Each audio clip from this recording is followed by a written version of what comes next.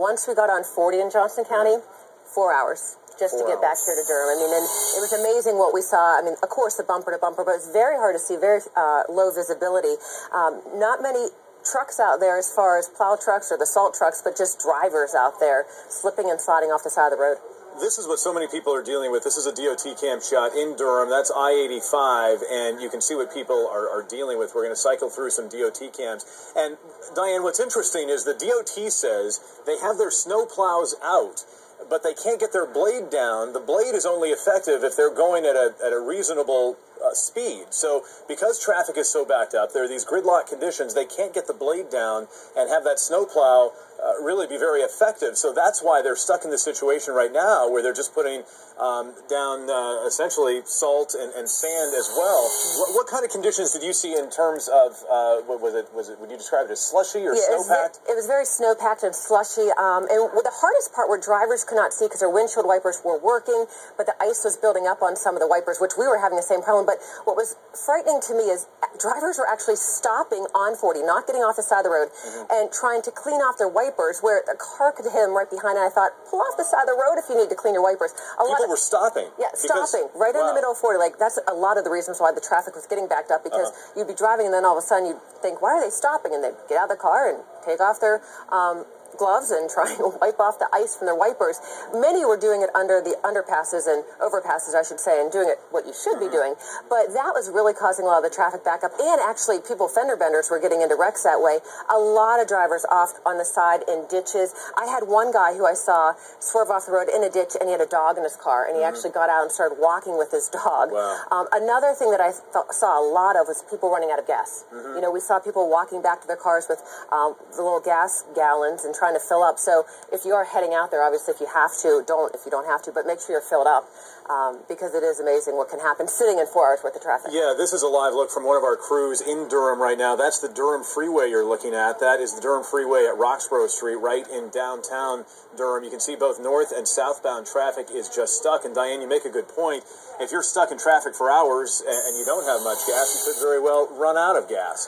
And one of our crews in Breaking News 1 stopped by the Sheets gas station. Here's a live look at I-40 right now in Wake County. They stopped by the Sheets near the airport, and they said that it was 4 deep. There were that many people at one point this afternoon trying to get gas. Right. We're hearing other stories, too.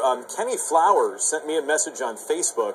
He says he lives in downtown Durham, and he works in downtown Raleigh, and he drove for almost 3 hours trying to get from Raleigh to Durham, and he decided to get a hotel room in Raleigh just to stay safe. And he said his problem was he was trying to get off an off-ramp and was just sliding backwards. And we're hearing all kinds of stories. Another woman, Elaine Ratliff, messaging me on Facebook saying, my daughter left NC Central University at 1 p.m., and she's only made it as far as T.W. Alexander Drive. That was at about 4:20. She sent me that message. And we're just getting message after message.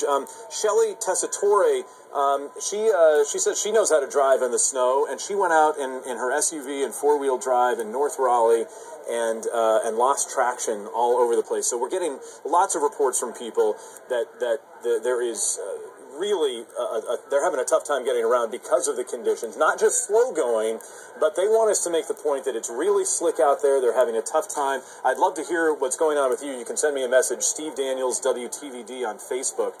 That's a great way. Social media is a great way for all of us to connect, for us to understand what you're dealing with. And Diane, it is just, I think people need to try to be as patient as they possibly can as they're dealing with these conditions today. Well, you know, and the major backups were on the off-ramps because people were trying to get off. But what I saw were state troopers were actually at the airport. We were trying to get off to eat, but everything was closed. But when we tried to get off, a state trooper was actually there with 3 crews, 3 men, and they had shovels. And they were just, everyone was getting stuck because there was a little grade up the hill. And they were out there shoveling people out from getting stuck. Wow. And so it was amazing, the team effort out there between the state troopers, and then they had a crew with them also. But it is, no matter, a lot of people are on the road. And I will say 147 was the worst. 40 was definitely snowpacked. 147 had a lot of snow and very slick on it, is where we had our most problems on 147. Yeah, that's what we've seen this afternoon. The Durham Freeway is very slow going. It's nice to hear the Highway Patrol. I wouldn't expect anything less from the Highway Patrol than them out helping people like that, but it's great to see they're actually out there with their bare hands and their shovels helping people. And we've seen a lot of that. I saw a lot of that driving in.